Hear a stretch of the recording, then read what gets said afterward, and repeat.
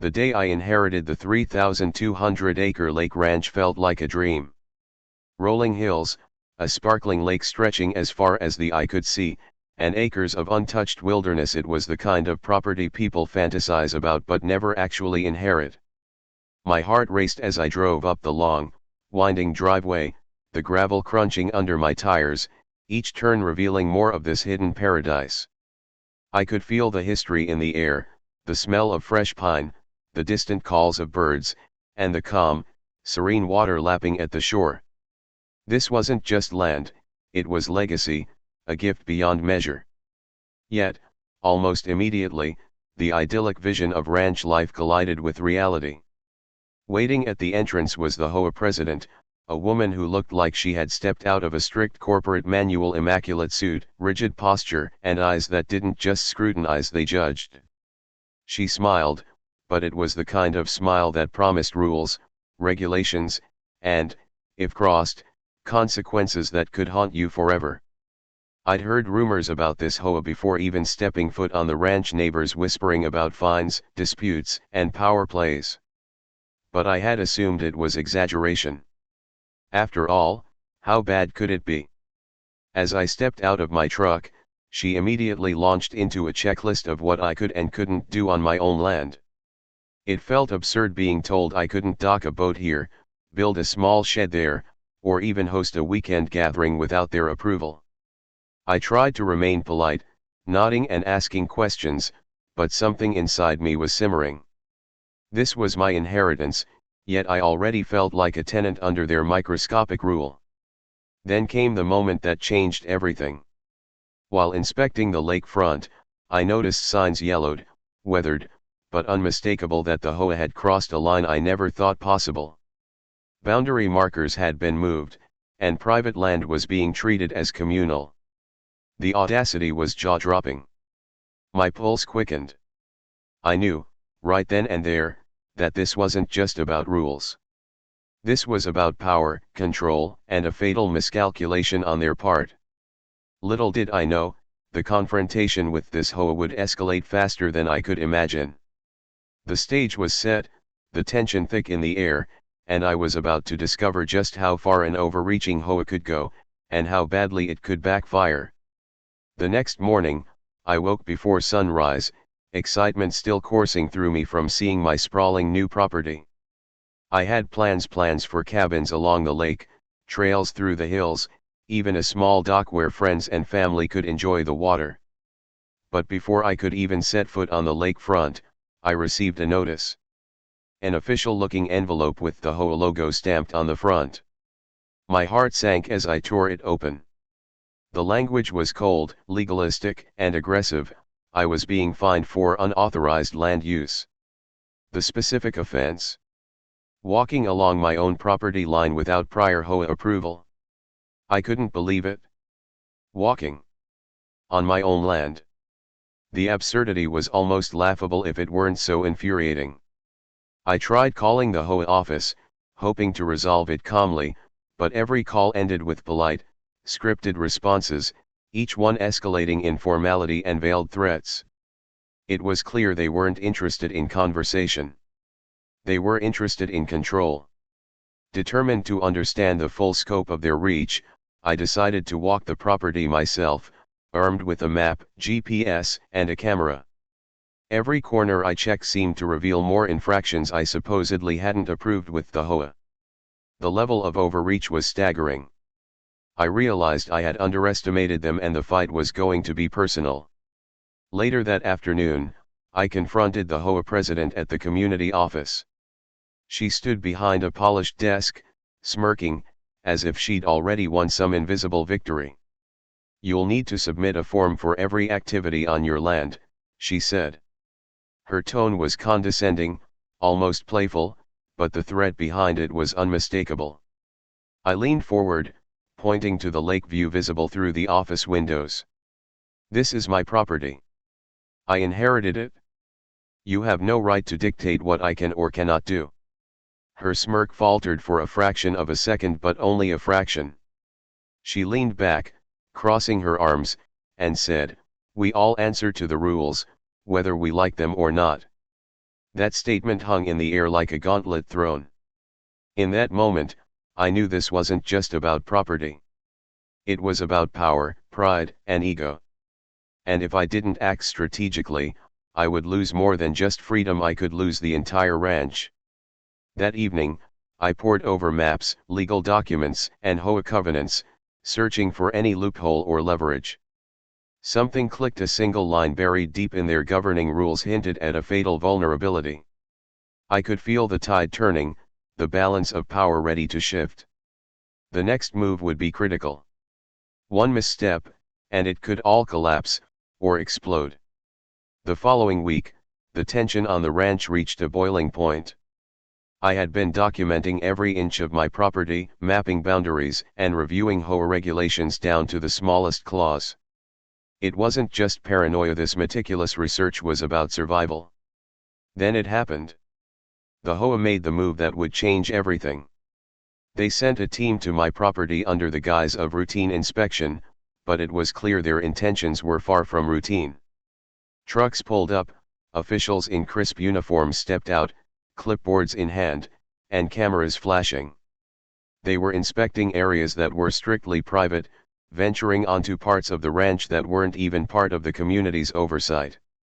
I confronted them immediately, my voice cutting through the morning air. "This is private property. You have no right here." But they ignored me, continuing their methodical search like intruders claiming legitimacy. The audacity left me dumbfounded. I knew at that moment that they had miscalculated, that their overreach had just handed me leverage I could exploit. It wasn't just the intrusion, it was the symbolic attack on everything I'd inherited. My family's history, decades of labor and legacy, all being questioned by bureaucrats who thought authority gave them the right to dictate my life. My anger surged, but I had to stay strategic.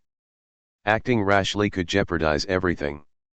I retreated to my office, reviewing my notes and legal references. Then I found it, the loophole, the single line in their governing documents that could reverse the entire situation.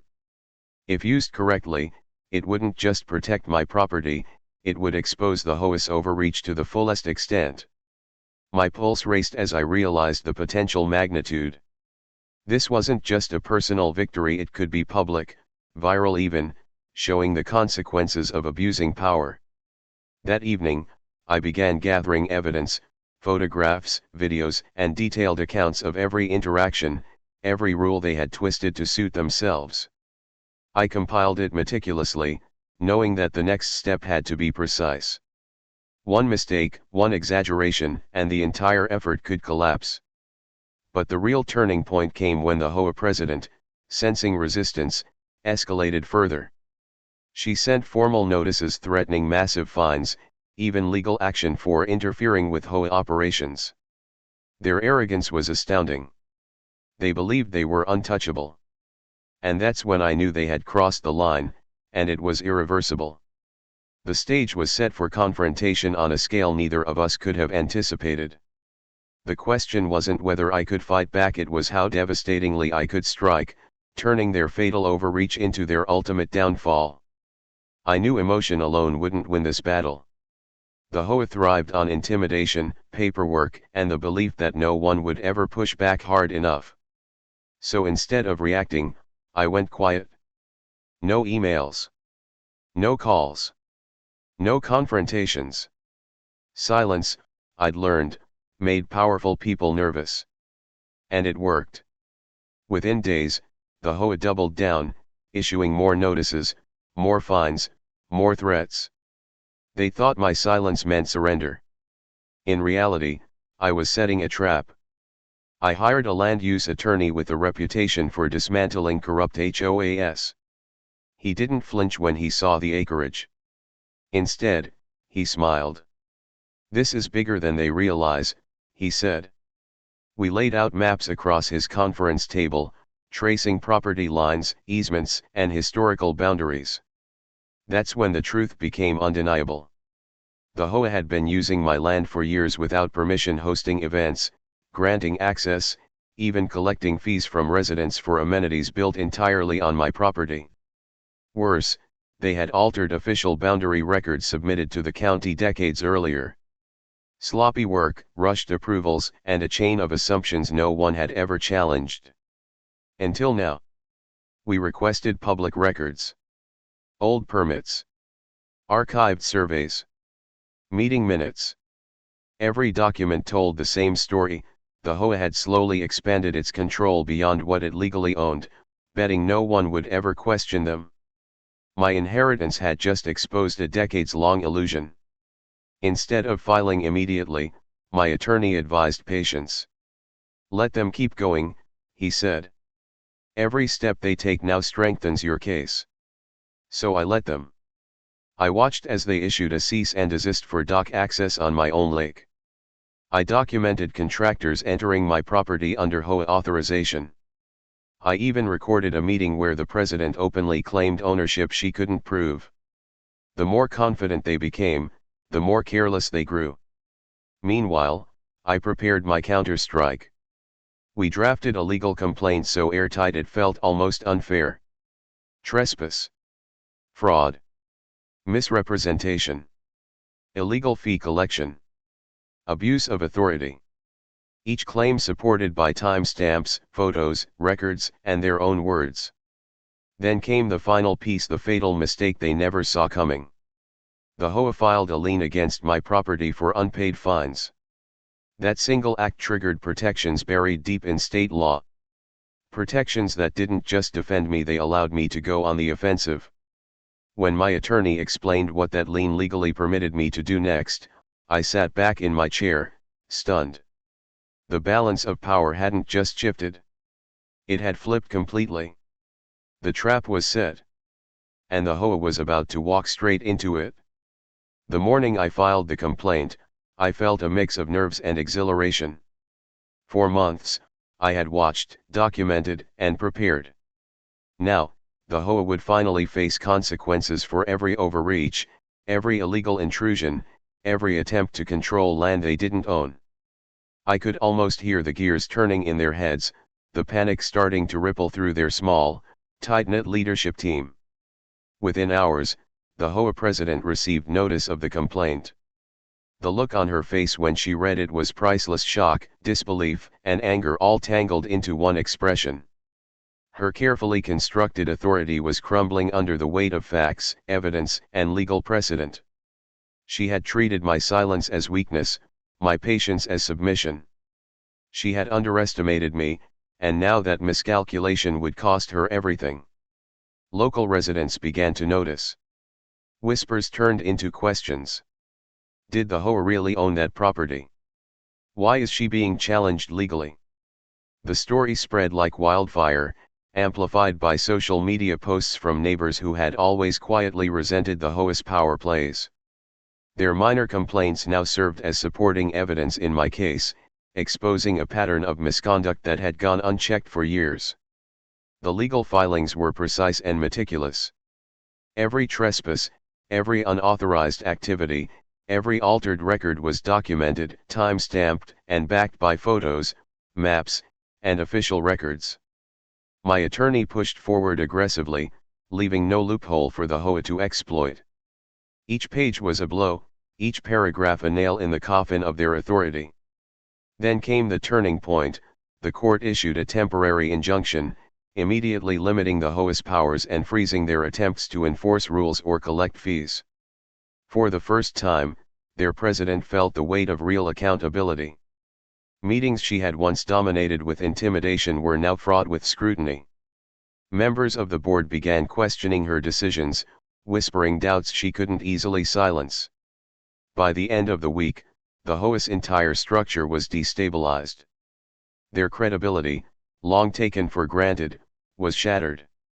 Emails flooded in, residents demanding clarity, officials questioning the legality of their actions. The overreach that had once seemed minor now appeared reckless, audacious, and legally indefensible. As I walked the lakefront that evening, watching the sun glint off the water, I realized the fight wasn't just about land anymore. It was about justice, accountability, and the consequences of power misused. The HOA had made one fatal mistake and it had cost them everything. The following days were surreal. The HOA, once so confident and untouchable, was unraveling before my eyes. Their president, who had commanded authority with a mix of intimidation and condescension, now walked through the neighborhood like a shadow of her former self. Every phone call, every meeting, every confrontation I had once feared now fueled their collapse.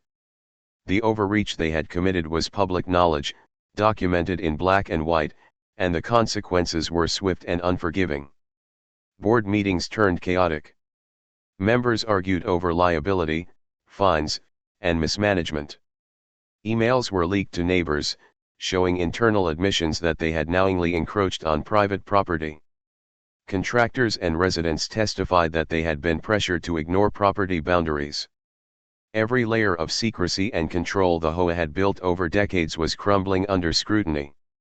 Meanwhile, I continued to walk the ranch each morning, surveying every corner of my property with a sense of satisfaction. The lake glimmered in the early sunlight, the fields swayed with a gentle breeze, and the peace of the land itself seemed to echo the justice finally unfolding. I had inherited more than land, I had inherited the responsibility to protect it, and I was doing exactly that. Legal actions piled up. Trespass claims, fraudulent use of property, unauthorized fee collection, each was filed with precision. Local authorities were now involved, and the HOA was forced to answer questions they could not ignore. Their legal defenses were thin, their credibility fractured, and their influence over the community waning. Even neighbors who had once supported them quietly began siding with me, realizing the extent of the HOA's misdeeds. Then came the pivotal moment. The HOA president attempted a final maneuver, a lawsuit designed to intimidate me into dropping all claims. I reviewed it calmly with my attorney. Every line, every clause, every threat backfired spectacularly. The court quickly dismissed her suit, citing lack of jurisdiction and clear evidence of overreach.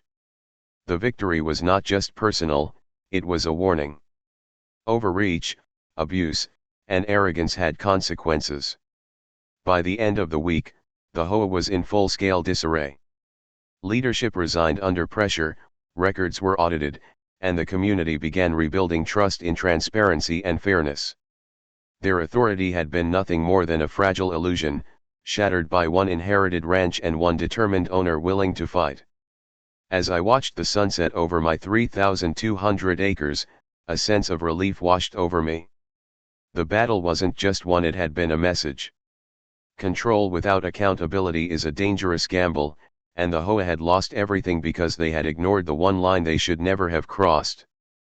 The aftermath of the HOA's collapse was unlike anything I had imagined. With their authority dismantled, the neighborhood slowly began to breathe again. Residents who had felt trapped under a rigid, overreaching board were finally free to enjoy their homes and, in my case, the 3,200-acre lake ranch that had been unfairly threatened. The property that once felt like a battleground now felt like a sanctuary. Every sunrise over the lake, every rustling tree, every winding trail reminded me that this inheritance was more than just land, it was freedom preserved. The HOA president, once so confident, now faced the consequences of her actions. Legal accountability, public scrutiny, and the loss of her own credibility forced her into resignation. Board members who had quietly gone along with her decisions scrambled to save face, but the damage was irreversible.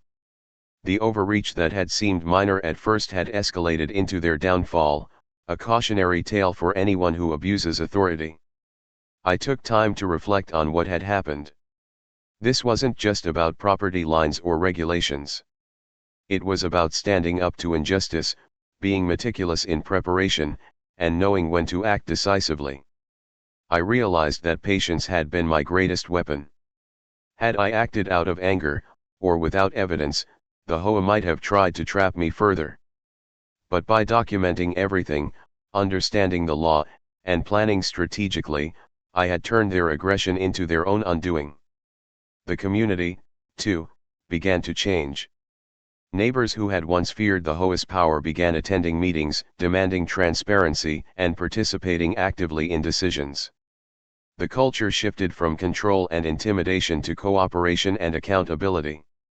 It was a victory not just for me, but for everyone who had been quietly suffering under the HOA's rules. As for the ranch itself, it finally felt like mine to enjoy. The lake sparkled with untamed beauty, the fields stretched endlessly under the sun, and the forests whispered stories of resilience. I began planning the projects I had dreamed of: trails for hiking, docks for boats, and quiet retreats along the water's edge. Every step forward felt sweeter knowing the struggle it had taken to secure it. Looking back, I understood the lesson clearly: power unchecked can lead to ruin, and those who overreach often underestimate the ones they try to dominate. The HOA had made one fatal mistake, and it had cost them everything.